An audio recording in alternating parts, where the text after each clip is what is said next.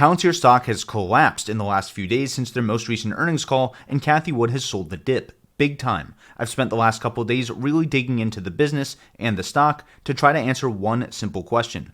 Why did Cathie Wood sell Palantir, and does that mean that we should too? Hey wait, that's two questions. Your time is valuable, so let's get right into it, starting with ARK Invest and Palantir. Over the last week, Cathie Wood sold about 60% of her Palantir shares, including massive sales out of ARKK and ARKW, the two funds that she had by far the most shares of Palantir in. When you combine that sale with Palantir's drop in price, the stock dropped from ARK Invest's 19th biggest position overall to their 37th in a single day. These are the kinds of sales that make me think that Cathie Wood will dump the stock entirely over the next week or so. Instead, Cathie Wood bought stocks like Roku, Zoom, UiPath, C Limited, Roblox, and Shopify. The thing all of these companies have in common is that they're much more pure-play names and have also collapsed in price over this past week. For example, Roku is down over 30% over the last 5 days. Roblox stock is down almost 30%, Zoom is down by another 10%, bringing it to almost 80% off its peak, and Shopify is down 20% in the last 5 days.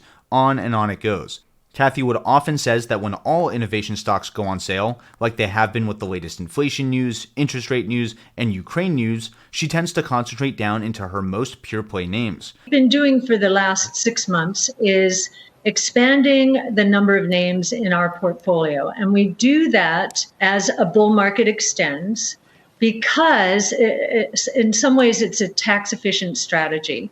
What we will do during a correction, especially a severe correction, we will sell names in which are creating losses now because, again, we've bought them, we've diversified and bought them more recently.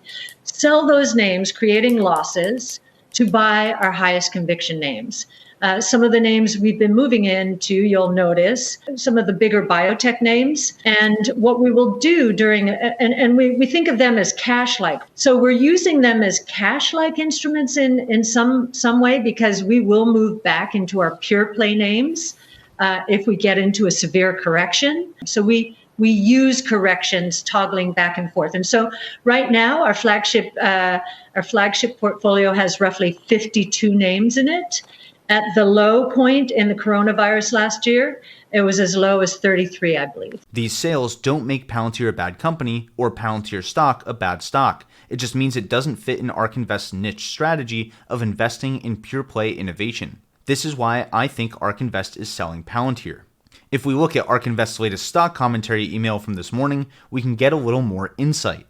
While surpassing revenue expectations with 34% year-over-year growth thanks to success in U.S. commercial, Palantir reported a significant deceleration in growth in the larger government division, suggesting perhaps a change in government procurement behavior. This is another situation where I don't agree with ARK Invest, and I'll show you why in a few minutes. For better or worse, neither did other institutions, at least at the end of the last quarter. Over the previous quarter, 8 of the top 10 institutional holders of Palantir bought millions of shares. ARK Invest was one of only 2 of the top 10 institutions to be a net seller of Palantir stock.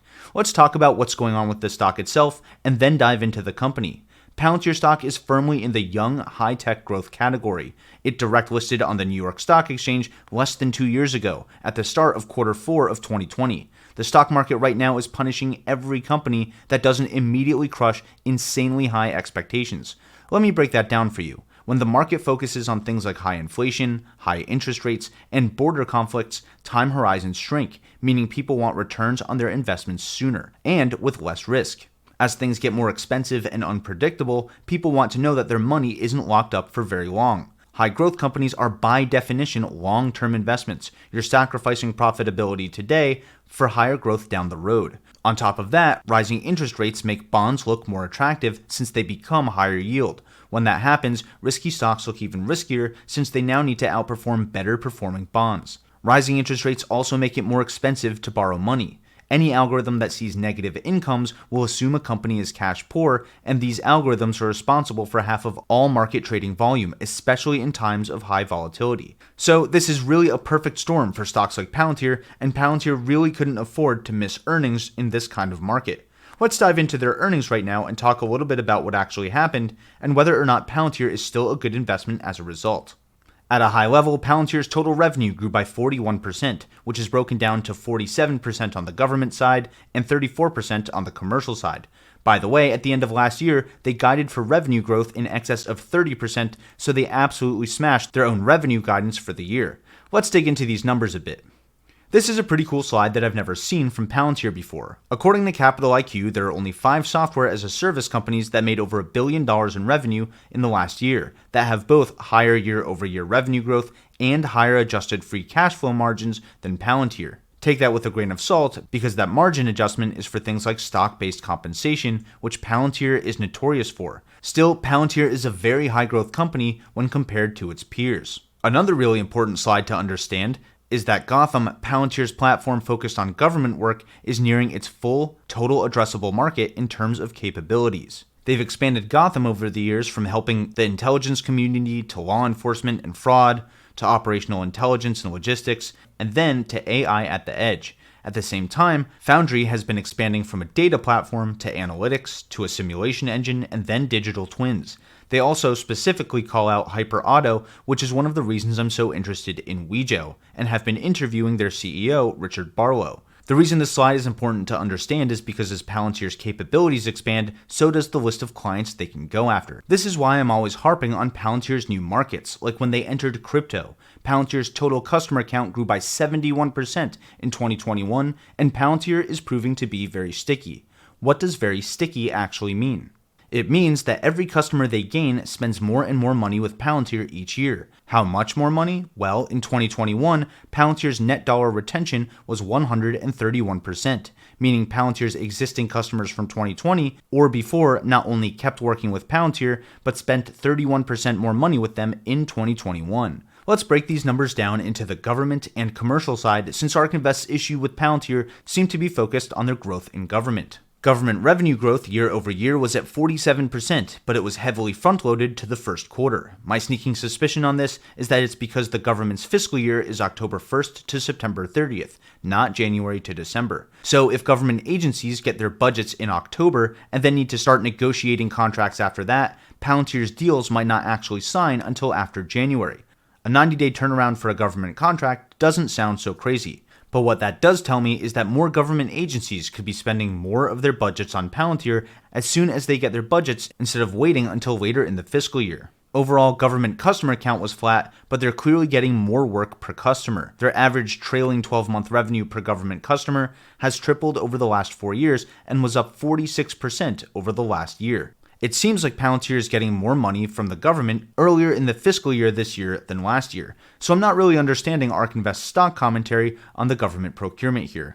Now let's talk about Palantir's commercial growth, since that's where Palantir's massive total addressable market really is. Palantir's commercial revenue grew 34% for the year, but the quarterly pattern is the exact opposite from the government side. I think this is because private companies try to pay for as much of their next year's costs in December to lower their taxable income for that fiscal year, unlike the government who spends that tax money when they get it in the form of the government budget. Palantir's commercial customer count tripled year over year, but in my opinion, what we really care about is Palantir's US commercial customer business, really for 2 reasons. First, Palantir's culture in general, and Alex Karp specifically, seem to be very focused on the US. Palantir is a patriotic company. Second, their net dollar retention rate in the US is much higher than abroad, 150% compared to 103%, meaning that Palantir is much more sticky with US commercial customers than they are overseas. As a result, it's great to see that their US commercial customer count is increasing by almost 400% year over year. Here's the second issue that I'm seeing investors punish Palantir for. With this increased focus on their commercial business comes an increased focus on hiring salespeople. This is an upfront cost that's eating into their profitability today, but is obviously going to pay off in the long run, since more salespeople means more clients, and more clients times a higher net dollar retention rate is one way to achieve exponential growth. We're already starting to see that exponential growth on the US commercial side, and I expect that growth to continue even more with the addition of more salespeople. As investors, we really need to decide what we want out of Palantir. If we want them to be a software as a service provider, we shouldn't be selling the stock because they're building up a sales team. If we want them to be more focused on the commercial side, we shouldn't sell the stock when the growth on the government side is slowing down. If investors want them to grow exponentially in the future, we shouldn't sell when they're reinvesting in that growth today at the cost of current profitability. Wall Street looks at all these things and sees something bad, but again, analysts are really looking at things quarter by quarter, especially in today's volatile environment. So, comment below or tweet me at tickersymbol U with your thoughts on Palantir's latest earnings call. Do you see anything that warrants such a sharp decline in their stock price, or a reason for ARK Invest to be selling it other than what I already mentioned? I'm excited to hear your thoughts. If you're a long-term investor like me, this is a great setup. A whole bunch of macroeconomic factors are coming together to push Palantir stock down while the company is setting itself up for serious growth down the road. I really like what I saw in their most recent earnings report, and I'm not really seeing why ARK Invest thinks that the government procurement cycle has changed. All I'm really seeing is more of the government's business coming Palantir's way earlier in the government's fiscal year. If anyone sees it differently, I'd be happy to hear about it in the comments as well, because my current plan is to start loading the boat at these prices. Maybe I'll even end up buying some of the shares that Cathie Wood just sold.